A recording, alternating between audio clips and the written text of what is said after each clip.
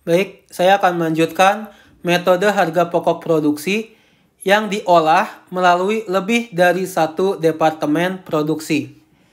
Perhitungan biaya produksi persatuan produk yang dihasilkan oleh departemen setelah departemen pertama merupakan perhitungan yang bersifat kumulatif.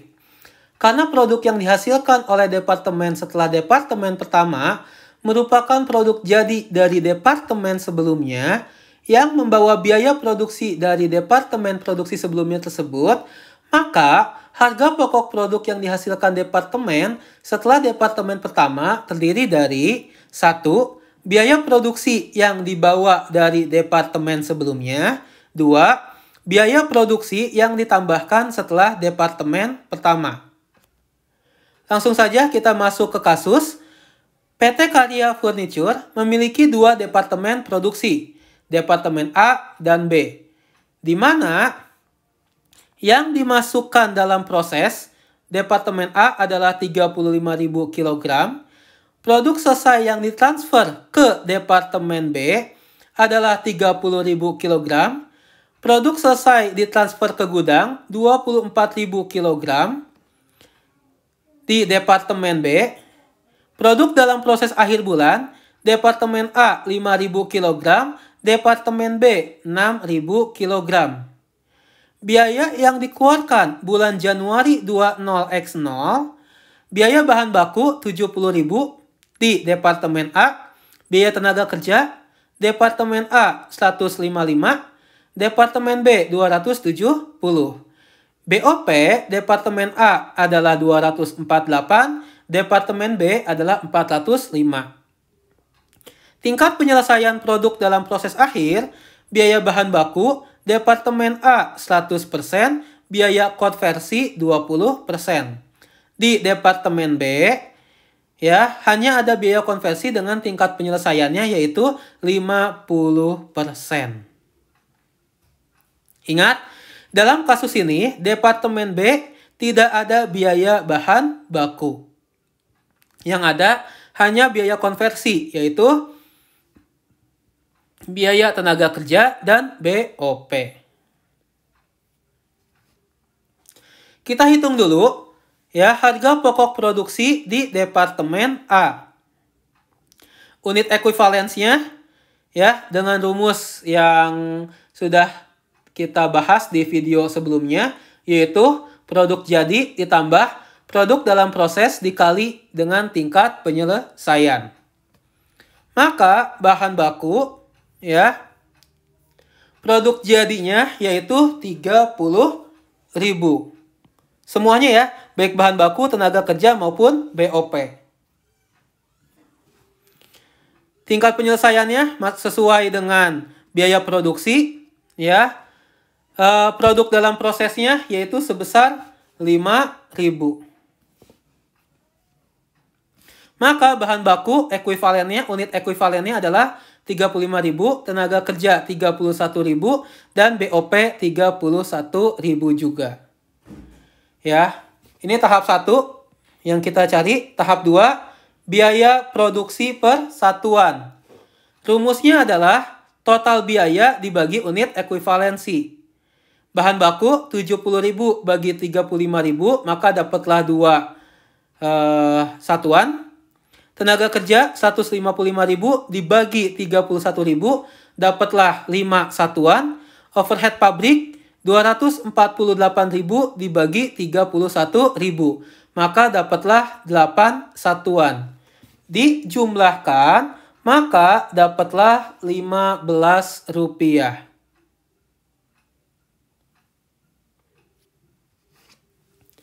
Perhitungan harga pokok produksi departemen A, ya. Harga pokok produk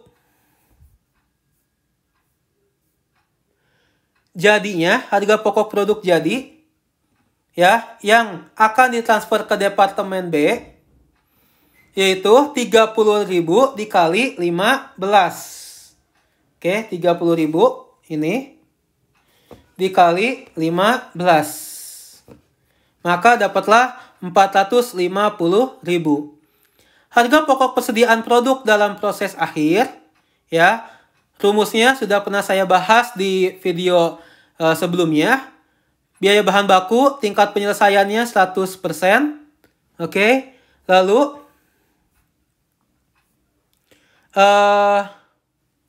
dikali dengan 5.000, yaitu produk dalam proses akhir bulan, dikali biaya per unitnya adalah Rp2. Maka bahan baku dapatlah 10.000, tenaga kerja dapatlah 5.000, BOP dapatlah 8.000. Dijumlahkan, maka dapatlah 23.000. 450.000 dijumlahkan dengan 23.000, maka jumlah biaya departemen A Januari 20X0 adalah 473.000.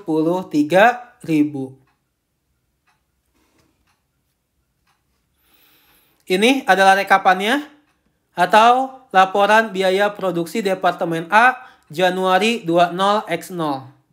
Ya.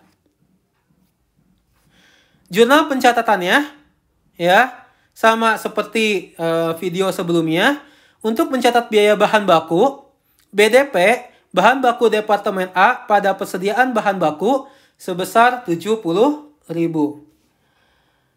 Mencatat biaya tenaga kerja, BDP biaya tenaga kerja Departemen A pada gaji dan upah 155.000. Jurnal untuk mencatat BOP, BDP Departemen A ya, BDP BOP Departemen A pada berbagai rekening yang dikredit adalah 248.000. Untuk mencatat harga pokok produk jadi yang ditransfer ya oleh Departemen A ke Departemen B, yaitu jurnalnya adalah BDP biaya bahan baku Departemen B pada BDP biaya bahan baku biaya tenaga kerja BOP pada Departemen A. Kalau bahan baku dapatlah 60.000, yaitu produk jadi 30.000 dikali biaya per unitnya Rp2, dapatlah 60.000. Tenaga kerja 150.000, BOP 240.000. Sehingga totalnya yang didebit adalah 450.000. Berikutnya adalah untuk mencatat harga pokok persediaan produk dalam proses yang belum selesai diolah pada akhir Januari 20X0. Jurnalnya ya adalah persediaan produk dalam proses Departemen A pada BDP biaya bahan baku, biaya tenaga kerja, BOP di Departemen A, bahan baku 10.000, tenaga kerja 5.000, dan BOP 8.000. Dapat dari mana perhitungan yang ini? Ya. Sehingga totalnya adalah 23.000 yang kita jadikan debit atau persediaan produk dalam proses Departemen A.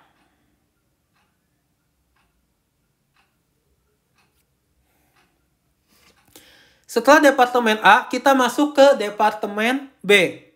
Sama, ya, prosesnya kita menghitung unit ekuivalensi dulu.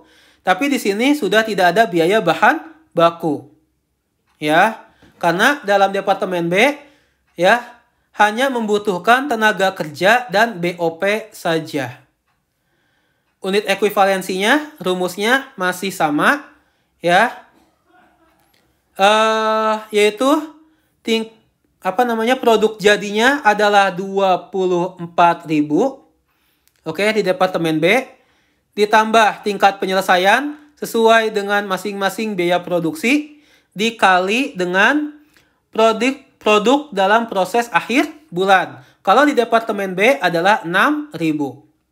Sehingga unit ekuivalensi tenaga kerja adalah 27.000 dan BOP adalah sama 27.000 juga. Ini step 1 tadi. Step 2-nya menghitung biaya produksi per satuan. Yaitu membagi total biaya dengan unit ekuivalensinya. Maka 270.000 dibagi 27.000, untuk tenaga kerja dapatlah Rp10. BOP 405.000 dibagi 27.000 dapatlah Rp15. Sehingga totalnya adalah Rp25.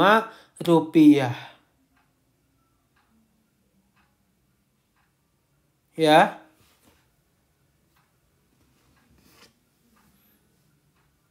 Oke, ini adalah perhitungan harga pokok produksi Departemen B. Harga pokok produk selesai yang ditransfer Departemen B ke gudang adalah produk jadinya 24.000 ya. Dari Departemen A 24.000 dikali dengan per unitnya tadi Rp15, maka dapatlah 360.000 ya. Saya ulangi, harga pokok dari Departemen A, produk jadinya adalah 24.000 dikali total biaya produksi persatuannya Rp15, maka dapatlah 360.000. Lalu ditambahkan dari Departemen B. Departemen B ya, yaitu produk selesainya adalah 24.000 ya, dikali dengan Rp25 total biaya produksi per satuan, maka dapatlah 600.000.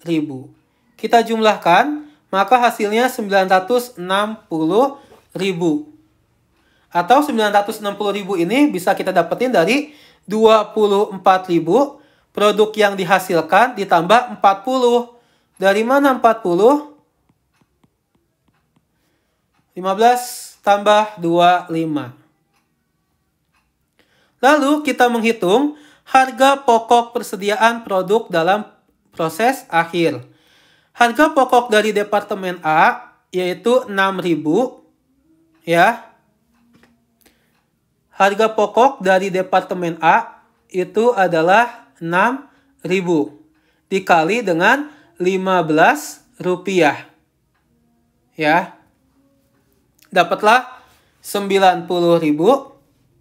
Lalu kita tambahin dari Departemen B, ada tenaga kerja ya, 50% kali 6.000 kali 10 ya, dapatlah 30.000. Biaya overhead pabrik juga sama, 50% kali 6.000 dikali Rp15, dapatlah 45.000, sehingga totalnya 75.000. 90.000 dibagi 75.000, maka dapatlah 165.000. Yaitu total harga pokok persediaan produk dalam proses Departemen B. Kita jumlahkan ya. Dari harga pokok yang ditransfer ke gudang, maka biaya produksi kumulatifnya adalah 1.125.000 untuk Januari 20X0. Maka ini rekapannya ya. Laporan biaya produksi Departemen B untuk PT Karya Furniture tahun Januari 20X0. Bagaimana mencatat jurnalnya?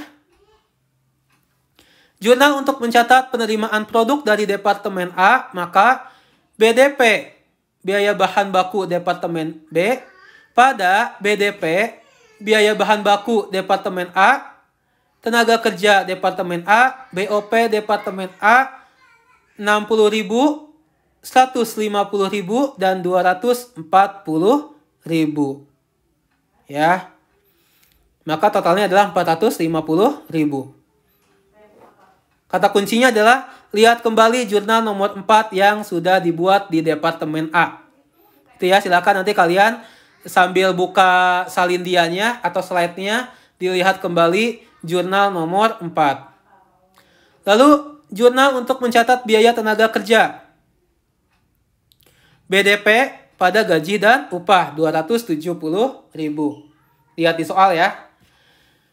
Mencatat BOP, BDP, BOP Departemen B pada berbagai rekening yang dikreditkan 405.000. Lalu bagaimana mencatat harga pokok produk jadi yang ditransfer oleh Departemen B ke gudang? Jurnalnya adalah persediaan produk jadi pada BDP, biaya bahan baku, biaya tenaga kerja, BOP pada Departemen B. Kita lihat bahan baku, angkanya adalah 24.000 dikali 15 rupiah. Maka dapatlah 360.000. Tenaga kerja 24.000 dikali 10 dapatlah 240.000. Dan BOP 24.000 dikali 15 dapatlah 360.000. Totalnya adalah 960.000 yang jadi debit. Oke? Itu untuk pembahasan metode harga pokok produksi melalui dua departemen. Terima kasih. Semoga bisa dipahami oleh teman-teman. Jika ada pertanyaan, bisa kita diskusikan di dalam kelas. Sampai jumpa lagi. Assalamualaikum warahmatullahi wabarakatuh.